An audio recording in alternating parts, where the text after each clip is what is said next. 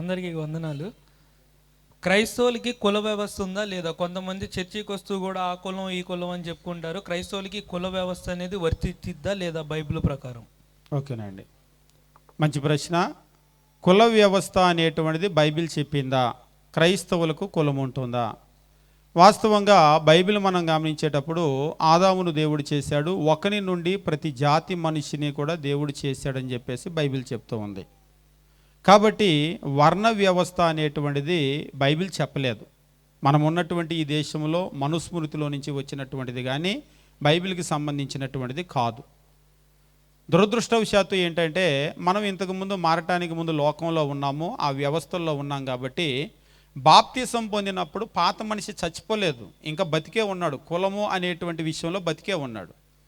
ఆ బతికి ఆ కులాన్ని తీసుకొని సంఘాల్లోకి తెచ్చి ఆ కుల గజ్జిని ఇక్కడ కూడా వాళ్ళు అంటిస్తూ ఉన్నారు. కానీ బైబిల్ ప్రకారం అసలు కులం అనేటువంటిది లేదు. ఒకరి నుండి ప్రతి జాతి మనుషులు వచ్చారు. ఎప్పుడైతే మనం ఇంకా కులము అని మాట్లాడుతున్నామో మనం క్రైస్తవులు కానే కాదు, మనం దేవుని వాక్య ప్రకారం జీవించటం లేదు, ఇంకా మనము మనుస్మృతి కిందే ఉన్నట్లు.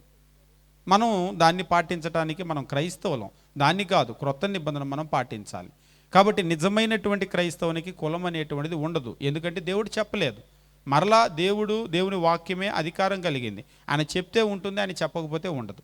కాబట్టి క్రైస్తవులకు కులం అనేటువంటిది లేదు.